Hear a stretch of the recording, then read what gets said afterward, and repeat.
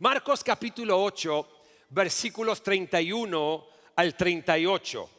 La palabra nos dice, luego comenzó a enseñarles. Obviamente Jesús es el que comenzó a enseñar.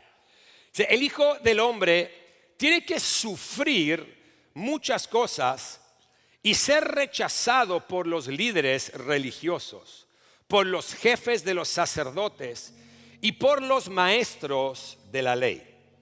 Es necesario que lo maten y que a los 3 días resucite.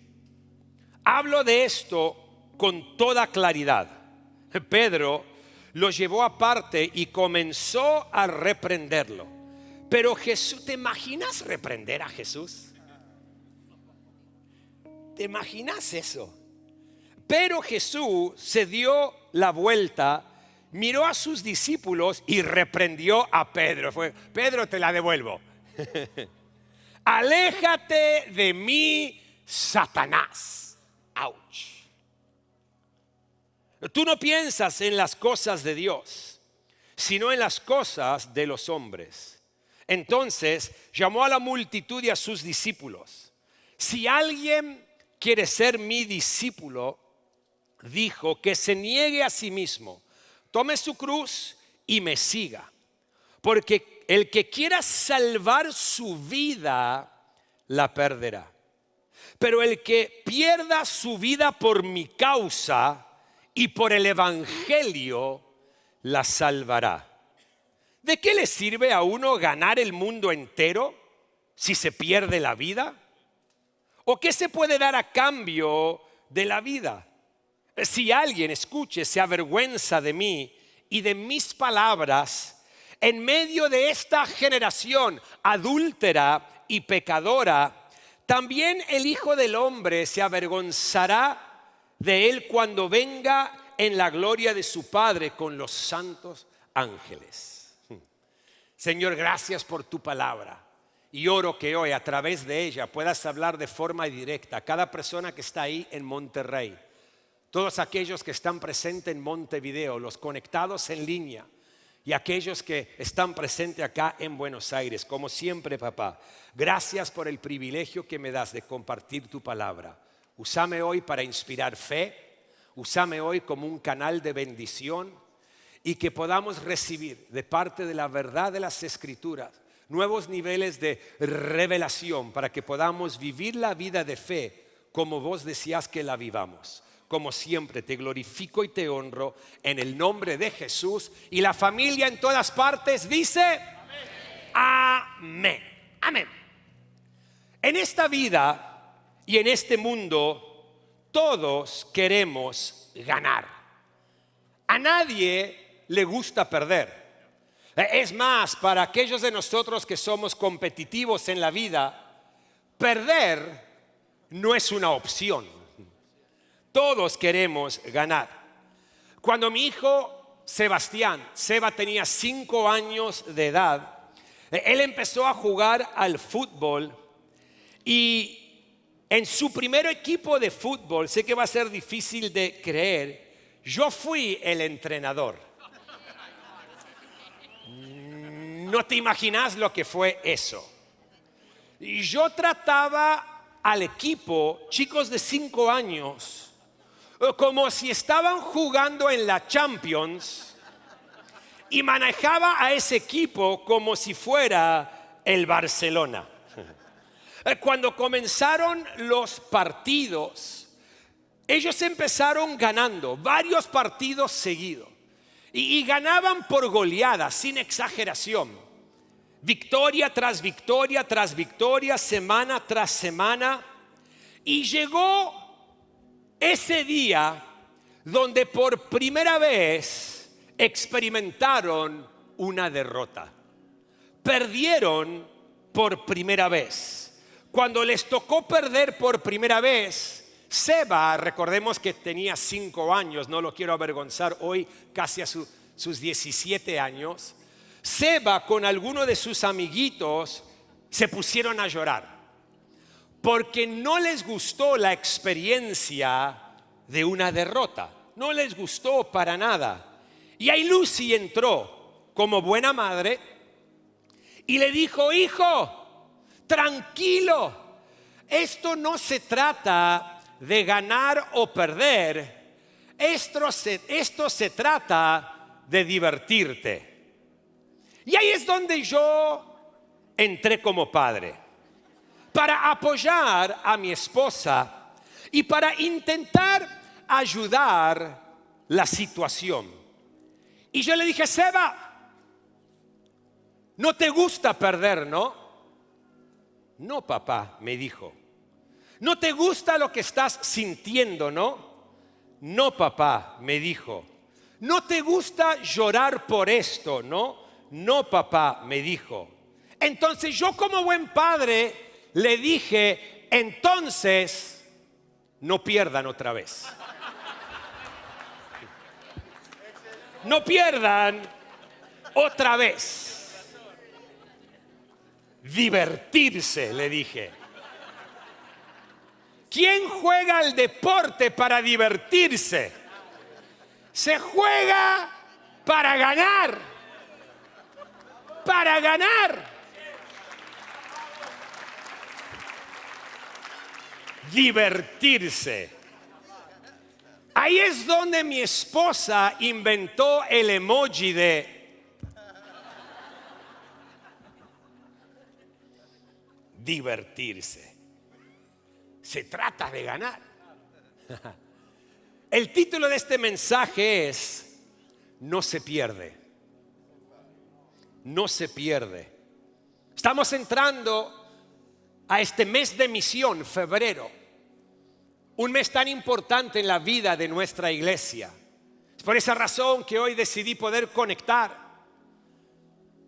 para poder estar en la misma página y preparar nuestros corazones para el 16 de febrero, nuestro domingo de misión, para el 18 de febrero, nuestra noche corazón y alma, donde confiamos y creemos que hemos entrado a un año de puertas abiertas, donde Dios nos va a sorprender. Voy a decir eso una vez más, porque no me cayó nada bien el amén acá en Buenos Aires. Estoy convencido que el amén fue mucho más fuerte en Montevideo y en Monterrey.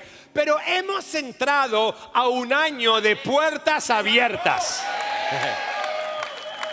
Es lo que Dios habló a nuestros corazones, lo que Dios marcó para nuestro 2025. Y por eso quiero que de manera colectiva podamos preparar nuestra fe, nuestras expectativas, nuestro enfoque en este mes de misión, para todo lo que tenemos por delante este 2025.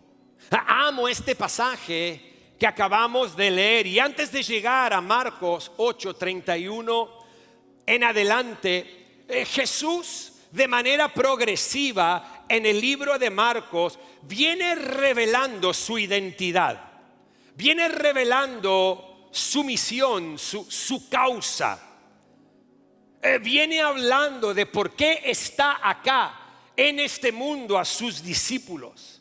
Mientras él enfrentaba oposición de los fariseos, él venía demostrando su poder divino a través de tantos milagros. Él venía revelando verdades eternas a través de sus enseñanzas.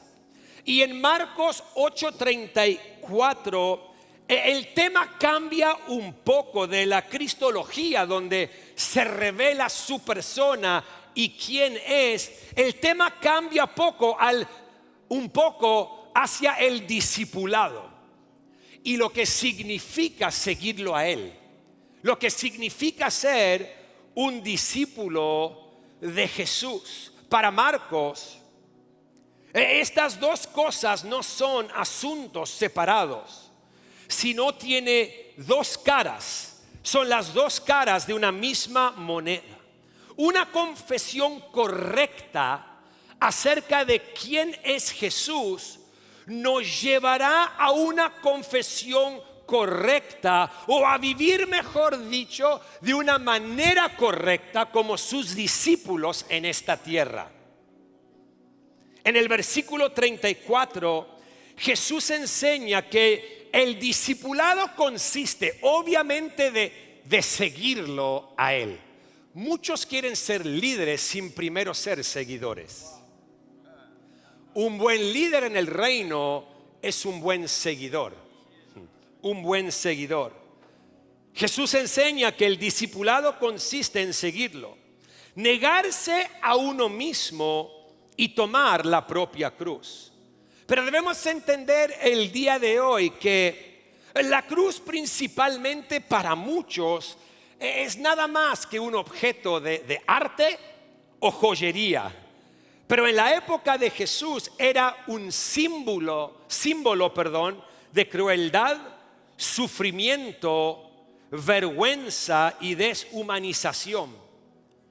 La cruz estaba reservada para las clases sociales más bajas, en particular los esclavos. La cruz era el instrumento de terror extremo del Estado totalitario romano. Era la muestra del peor castigo que un ser humano podía recibir. La imagen de la cruz representa una demanda total de la lealtad por parte del discípulo y la entrega absoluta de sus recursos a Jesús. En verdad, vemos que esto se refuerza en Marcos 8:35 al 37, donde cada versículo, escuchen esto, mes de misión, declara la demanda total del evangelio sobre la existencia de una persona como seguidor de Cristo. La cruz demuestra, la demanda total que hay sobre nosotros como seguidores de Cristo y discípulos de Jesús. Perder la vida por causa del evangelio paradójicamente es salvarla. Ganar el mundo entero a costa de la propia vida será un trato fatal para cualquier persona. La palabra dice: ¿qué podría dar a alguien a cambio para recuperar su vida? Es por eso que el día de hoy quiero recordarte esto: no se pierde. En el reino nunca se pierde. En el reino solamente ganamos. Los versículos 36 al 37 nos enseñan que hay una clave acá, una clave sobre el verdadero valor de la vida y la eternidad. Jesús nos desafía como creyentes y como sus discípulos a reevaluar lo que es importante para nosotros y a abrazar la manera que el reino de Dios funciona y la manera que debemos vivir como aquellas personas que siguen a Jesús y entienden que estamos acá con una misión de establecer el reino de Dios en nuestra generación y en nuestras ciudades como nunca antes. Vas a ver esto en la pantalla el día de hoy. En el reino de Dios, lo que parece ser una pérdida, en realidad es ganancia. En el reino de Dios, todo tiene un costo. En el reino de Dios, tu vida trasciende lo terrenal y temporal. Esto me lleva a hacernos una pregunta el día de hoy como miembros de esta casa, pero mucho más allá que eso, como seguidores de Cristo. ¿Qué estás dispuesto a perder? ¿Estás dispuesto a perder las cosas de este mundo o estás dispuesto a perder las cosas del cielo? ¿Qué estás dispuesto a perder? Porque Jesús dice: hey, si uno piensa que pierde su vida, en realidad la salva.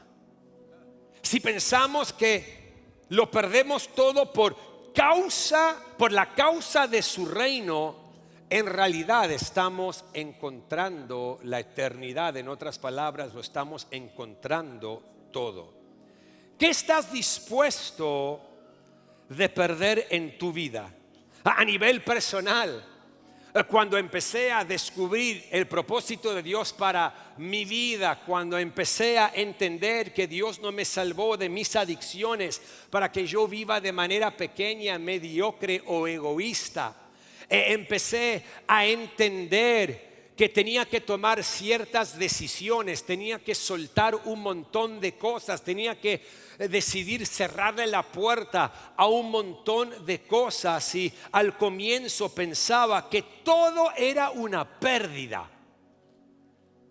Todo era una pérdida por las cosas que yo tenía que decidir eliminar de mi vida para alinearme con el propósito de Dios. Pero después de un poco de tiempo me di cuenta que nada es una pérdida en el reino, todo es una ganancia. En el reino no se pierde. Cuando Dios empieza a obrar en tu corazón, cuando Dios te empieza a marcar el camino y empieza a moldear tu fe y desafiar tu manera de pensar, tu manera de ver, tu manera de hablar, tu manera de vivir, empezás a soltar unas cosas que al comienzo te pueden doler. Algunas cosas pueden ser cosas como amistades que le tenés que cerrar la puerta. ¿Por qué? Porque no alimentan tu vida de manera correcta, no animan tu fe, no te impulsan a caminar hacia adelante abrazando los propósitos de Dios y los procesos de Dios para tu vida. Y puede parecer una pérdida, porque yo recuerdo encontrarme en la iglesia donde yo sabía, porque todos mis amigos eran adictos como yo y estaban metidos en la vida de fiesta, en la noche, vivían de noche consumiendo y haciendo cosas que no agradan a Dios. Y me encontré solo en la iglesia, sin conocer a nadie,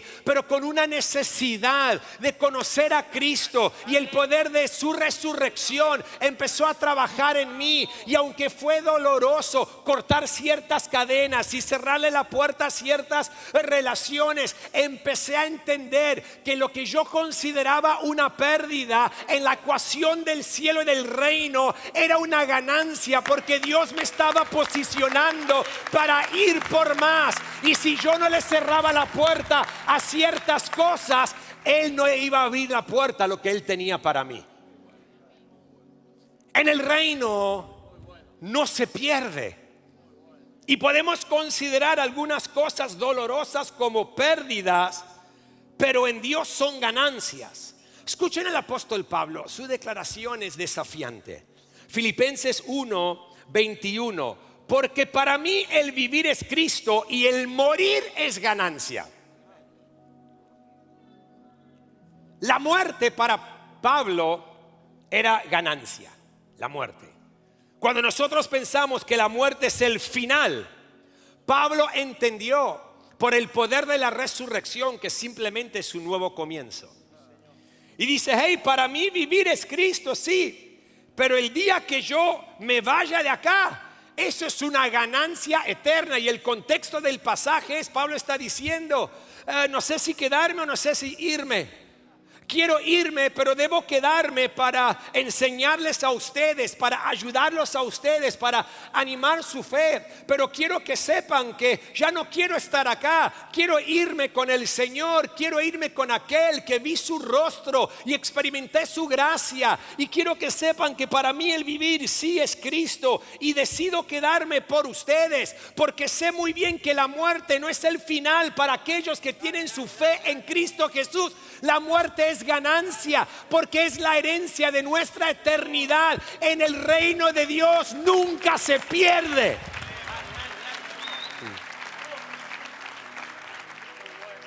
Entonces, cuando entendemos que en esta vida de fe y en el reino de Dios no se pierde, hay ciertas cosas que nos toca a nosotros. Y de eso quiero hablar el día de hoy. Mientras nos enfocamos en lo que tenemos por delante, número uno, entendiendo que no se pierde, nos toca ordenar las prioridades. Ordenar las prioridades. Amo que Jesús dijo: En los versículos 34 al 36 voy a hacer un resumen por el tiempo que tenemos, pero dijo cosas como: pero el que pierda su vida por mi causa, no perder su vida por cualquier cosa, perder su vida por su causa es la prioridad, su causa es el motivo, su causa es la misión, su causa es nuestro propósito. Pero el que pierde su vida por mi causa y por el evangelio, la salvará.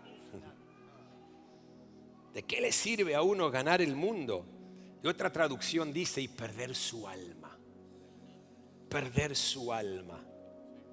Tenemos como personas de fe que ordenar nuestras prioridades. Quizá entraste a este año y ¿sabes qué? Tu vida tiene un poco de desorden. Cosas en lugares que no deben estar, por ejemplo, como tus deseos están en primer lugar y los deseos de Dios están en quinto lugar. Como tus sueños están en primer lugar y el sueño que Dios tiene para tu vida está en décimo lugar. Entendiendo que en el reino no se pierde, debemos ordenar nuestras prioridades, porque cuando el sueño de Dios para tu vida está en primer lugar, te darás cuenta que lo que vos pensaste que eran tus sueños realmente fueron puestos en tu corazón por Dios, y cuando te alineas a lo que Él tiene para tu vida, todo lo demás toma su lugar. Tenemos que ordenar las prioridades. Jesús lo dijo de esta manera en Mateo capítulo 6, entendiendo el contexto donde está desafiándonos acerca de lo que necesitamos y el enfoque de nuestro corazón, que muchas veces en este mundo caído está en cómo vamos a pagar las cuentas, cómo vamos a poner pan sobre la mesa, cómo vamos a enviar nuestros hijos al colegio, cómo vamos a avanzar económicamente, cómo vamos a ir al viaje que queremos tener, cómo vamos a comprar el auto que deseamos tener. Y muchas veces en este mundo materialista nuestro enfoque está en nuestras necesidades y en las cosas que queremos. Y Jesús nos dice en Mateo 6: busquen primeramente el reino de Dios. Primeramente el reino de Dios y su justicia, y entonces todas estas cosas les serán añadidas. Por lo tanto, no se preocupen por el mañana, el cual tendrá sus propios afanes. Cada día tiene ya sus problemas. Cada día. Puedo decir esto también porque estamos conectados con distintas naciones. Cada nación tiene sus propios problemas. Estamos en una época donde hay cambios de gobiernos en tantas partes en el mundo. Hace poco sucedió en México, en Uruguay, está sucediendo en los Estados Unidos y en otras partes del mundo. Cada nación tiene sus propios problemas, sus propios desafíos. Pero para nosotros como personas de fe, tenemos que ordenar nuestras prioridades. Porque Jesús de manera directa y desafiante nos dice: hey, ¿qué va a estar primero en tu vida? ¿Las cosas que necesitas o mi reino? Porque si vos ordenás tus prioridades y mi reino viene primero, las demás cosas se van a acomodar. Las demás cosas van a tomar su lugar. Y sabiendo que en el reino no se pierde, escúchenme bien, cuando el reino viene primero, lo que vos necesitas no toma menor nivel de importancia. Este pasaje nos enseña la diferencia entre lo que es urgente para nosotros y lo que es importante para Jesús. Es lo urgente versus lo importante. Lo urgente, mis necesidades, lo que yo quiero. Lo importante, el reino de Dios primero. Y Jesús nos está enseñando: hey, ordena las prioridades, porque en el reino de Dios, mi amigo, no se pierde. Esto va a aparecer en la pantalla, mi amigo. La vida es cuestión de prioridades. Si todo es urgente, nada lo es realmente. Si todo es urgente, dejemos de enfocarnos en lo que consideramos que es urgente para nosotros y tengamos como prioridad lo que es importante para Dios. Es importante para Dios porque Él sabe que si vos tenés el orden correcto en tu vida, lo que es urgente para vos estará bajo su cuidado. Estará bajo su cuidado. Y entonces nos toca, porque en el reino no se pierde, ordenar las prioridades. Tenemos una misión como creyentes y es traer el cielo a la tierra, estableciendo el reino de Dios en cada ciudad donde estamos como iglesia y en nuestra generación. Es por eso que lo debemos poner en primer lugar. Jesús dijo: el reino debe ser primero. Pero la pregunta ¿es así en tu vida? ¿Es así en tu vida? ¿El reino de Dios es tu primer prioridad? Recuerden que Jesús dijo: el que pierda su vida por mi causa, vivimos por una causa mayor, y por el evangelio la salvará. Mi amigo, esto desafía la mentalidad materialista y nos llama como creyentes a enfocarnos en lo eterno y a vivir en este mundo por algo que va mucho más allá que nuestras propias vidas, ordenando nuestras prioridades, entendiendo que si Él viene primero en nuestra vida, no me tengo que preocupar por los demás, tengo que confiar y creer en Él. William James dijo: la vida más rica y plena es la que se gasta en algo que perdurará más allá de ella. La vida rica y plena es la que se gasta, la que está invertida en algo que perdurará más allá de ella. Por eso, mi amigo, como personas de fe, debemos ordenar las prioridades. Y si vos venís a la iglesia y hoy te tocó y venís una vez al mes, una vez cada 2 meses, quizá una vez cada quincena, quiero animarte este año a que ordene tus prioridades. Ponelo a Dios en primer lugar el primer día de cada semana de tu vida. Por eso venimos los domingos, para decir: Señor, al comienzo de esta nueva semana que tenemos por delante, este primer día, vengo a adorarte, vengo a escuchar tu palabra, vengo a conectar con la comunidad de fe para demostrar que vos sos mi prioridad. Y entiendo que si tengo el orden correcto y empiezo la semana con vos como mi mayor prioridad, el resto de la semana tomará su lugar porque vos vas delante de mí. Las prioridades de tu vida van a determinar el camino que emprendes en la vida. Tenemos que ordenar las prioridades. Número dos, tengo que continuar. Porque no se pierde en el reino. Nos toca no solamente ordenar las prioridades, sino número 2, nos toca calcular correctamente. Calcular correctamente. Amo esto. Porque el que pierde su vida por mi causa y por el evangelio la salvará. Mi amigo, ¿se han dado cuenta aquellos que han estudiado por lo menos un poco la palabra de Dios, que los cálculos de Dios son diferentes a los nuestros? ¿Se han dado cuenta que nosotros ahí en México, en Uruguay, aquellos que están en línea y acá, somos parte del reino del revés? Los valores del reino contrastan con los del mundo. Los valores del reino son contraculturales en este mundo. Por eso, entendiendo que no se pierde, solamente se gana como personas de fe, nos toca calcular correctamente. Mi amigo, en el reino de Dios los últimos son primeros, los débiles son fuertes y la grandeza se encuentra en el servicio. En el reino de Dios los que se humillan son exaltados y los que buscan ser los primeros deben servir a los demás. En el reino de Dios, Dios elige lo necio para avergonzar a los sabios, lo débil para confundir a los fuertes.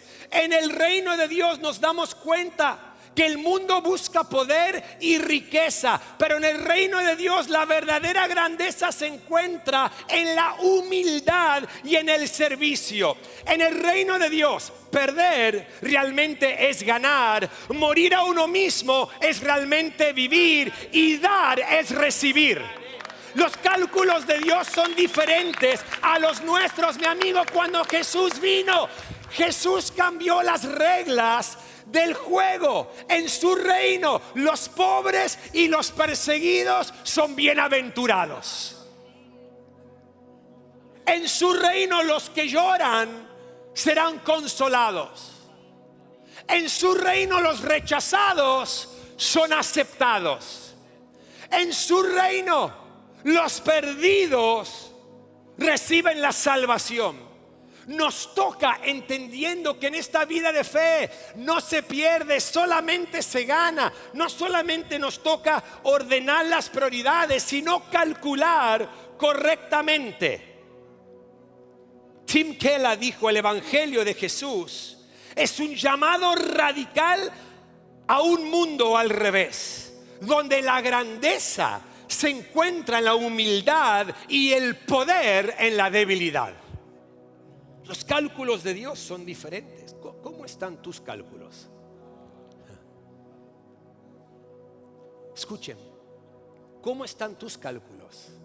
¿Estás intentando ayudar a Dios o estás dejando a que Dios te ayude? ¿Cómo están tus cálculos? En el mundo, nada más nada es igual a nada. En el reino, nada más Dios es igual a todo.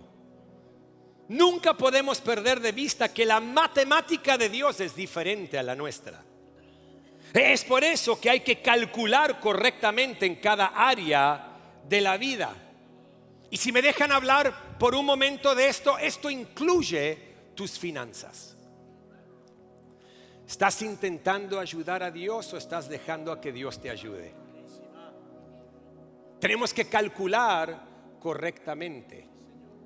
El mundo nos dice que podemos hacer más con el 100% de nuestras finanzas, pero en el reino Dios nos dice que Él puede hacer más con nuestro 90% si le damos el 10% a Él.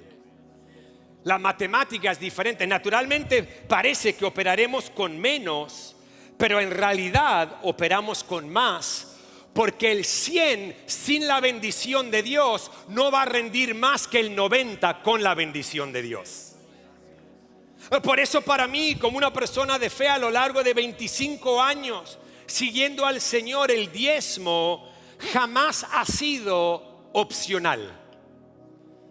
Entiendo que los cálculos de Dios son diferentes. Prefiero la bendición de Dios sobre el 90% que excluirlo a Él del 100%. Porque eso es lo que hacemos cuando no lo ponemos a Él en primer lugar. Lo excluimos del 100%. Porque los cálculos de Dios son diferentes. Cuando traemos el diezmo íntegro, como nos enseña la Biblia, Él se hace cargo de lo demás. Él bendice. Es increíble lo que Él puede hacer con el 90. Él puede hacer mucho más con el 90 de lo que vos y yo podemos hacer con el 100, porque los cálculos de Dios son diferentes. Nosotros perdemos la vida para ganarla. Somos últimos, pero en el reino somos primeros. Para ser más grande tenemos que ser el más pequeño. La matemática de Dios no encaja con este mundo, y en el reino de Dios no se pierde. No se pierde. Tenemos que ordenar las prioridades. Tenemos que calcular correctamente. Y en tercer lugar, mientras el equipo de adoración sube a la plataforma en cada lugar, entendiendo que no se pierde, nos toca abrazar el dolor del sacrificio. Abrazar el dolor del sacrificio. Vamos por más este año. Mes de misión. Esto recién comienza. Escuchen Marcos 8:34 al 38, pero en la traducción El Mensaje. Es fascinante, vuela mi cabeza. Dice: llamando a la multitud para que se uniera a sus discípulos, dijo: cualquiera que quiera venir conmigo debe dejarme guiar. Tú no estás en el asiento del conductor, yo lo estoy. No huyas del sufrimiento, abrázalo. Sígueme y te mostraré cómo. La autoayuda no es de ninguna ayuda. El autosacrificio es el camino, mi camino, para salvarte a ti mismo, tu verdadero yo. ¿De qué te serviría obtener todo lo que deseas y perderte a ti mismo, al verdadero tú? ¿Qué podrías dar a cambio de tu alma? Si alguno de ustedes, escuchen, se avergüenza de mí y de la forma en que los estoy guiando cuando estén rodeados de sus amigos inconstantes y distraídos, sepan que serán una vergüenza aún mayor para el Hijo del Hombre cuando llegue en todo el esplendor de Dios, su Padre, con un ejército de santos ángeles. Amo esta traducción porque es desafiante. Es como que Jesús se mete en nuestra cara. Dice: vamos, chicos, no están conduciendo el auto de vida, yo lo estoy conduciendo. Para seguirme a mí me tienen que dejar liderar, me tienen que dejar guiarlos. No huyen del sufrimiento, sino que lo tienen que abrazar. No saben cómo, tranquilos, síganme a mí, porque yo estoy por demostrar cómo abrazar el sufrimiento. Porque con ojos de amor veo que el precio, aunque es demasiado grande, es pequeño en comparación a lo que ese precio va a lograr: la salvación para toda la humanidad. Así que no huyan del sufrimiento, abrácenlo. Lo vamos a hacer juntos, porque en este mundo no se pierde cuando tenemos fe en Cristo Jesús. Mi amigo, el dolor es inevitable en la vida, pero no todo dolor es igual. Hay un sufrimiento que destruye, pero hay otro nivel de sufrimiento que edifica.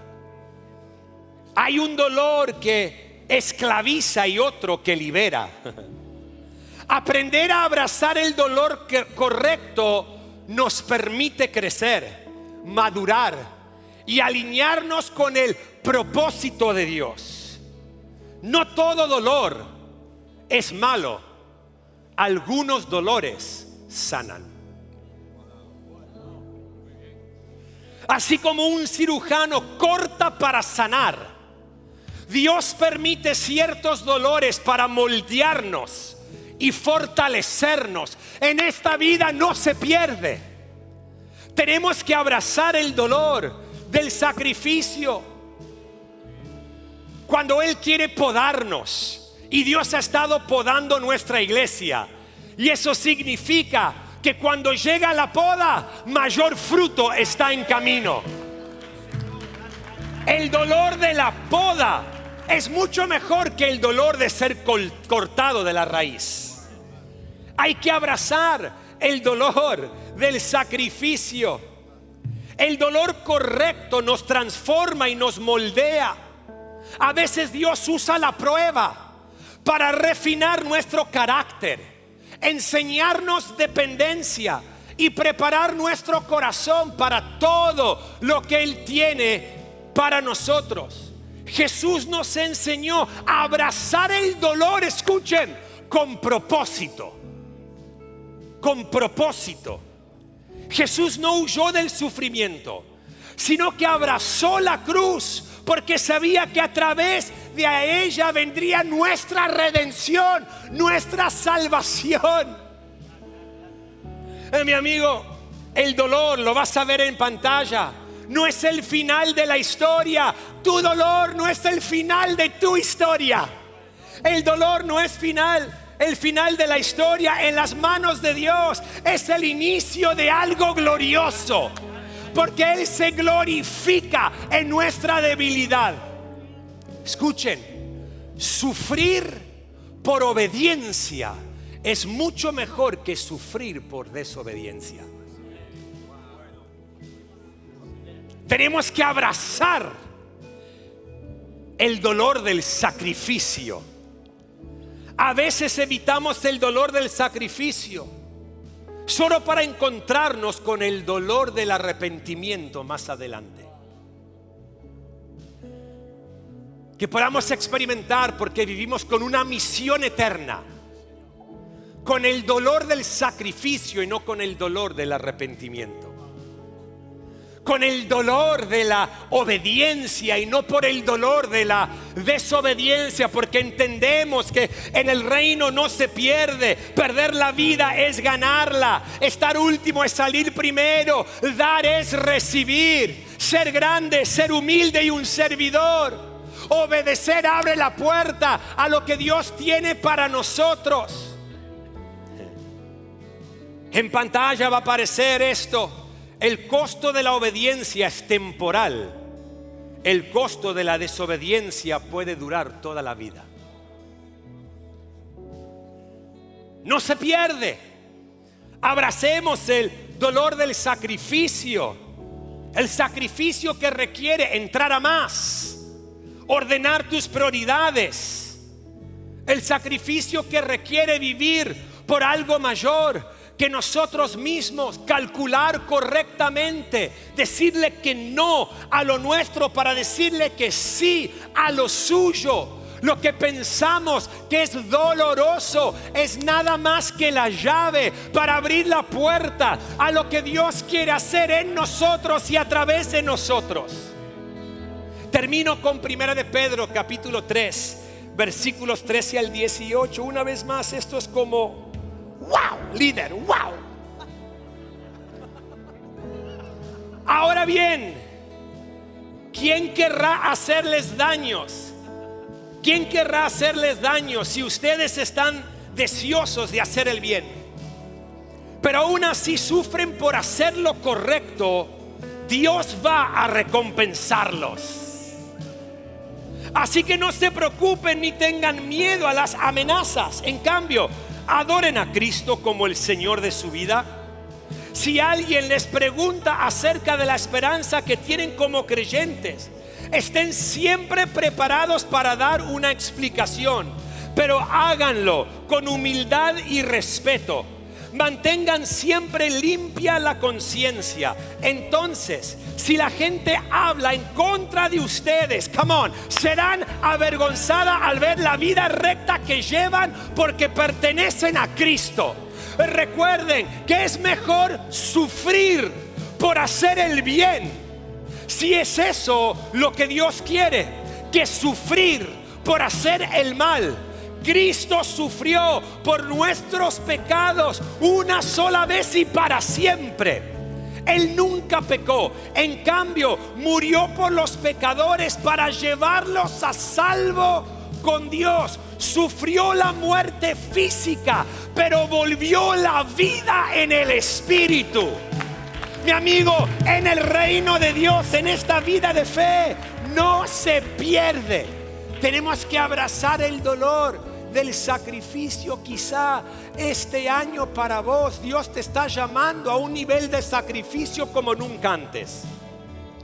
El sacrificio de decirle que no a aquellas cosas que alimentan tu ego, tu carne, para abrazar lo que Él quiere hacer en tu vida y también como Él te quiere usar, porque tenemos una misión eterna. Y el que pierde su vida realmente la gana cuando piensa que la pierde por la causa de Cristo y por el Evangelio. Por eso en esta iglesia siempre tendremos más visión que recursos. Honraremos el pasado y celebraremos lo que Dios ha hecho, pero siempre seremos más fieles y leales al futuro, porque creemos que Él quiere hacer mucho más en nosotros y a través de nosotros, en el nombre de Jesús. ¿Cuántos me dicen amén? Quiero recordarte el día de hoy en Monterrey, en Montevideo, acá en Buenos Aires, en el reino no se pierde. No se pierde.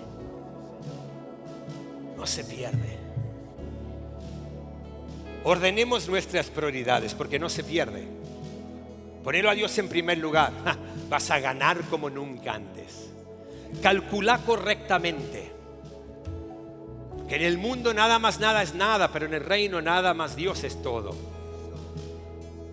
Calcula correctamente. Usa la calculadora del cielo. Ponelo a Dios en primer lugar. Abracemos el dolor del sacrificio, porque la poda produce más fruto. Y mientras tengamos aire en nuestros pulmones, y hasta el día que el Señor nos lleve, o hasta el día que Él vuelva, Él tiene mucho más para nosotros en esta vida. Vivamos con misión, vivamos llenos de visión, entrando por las puertas abiertas que nos esperan y logrando todo lo que Dios nos llamó a lograr juntos con la visión de esta casa. ¿Cuántos me dicen amén?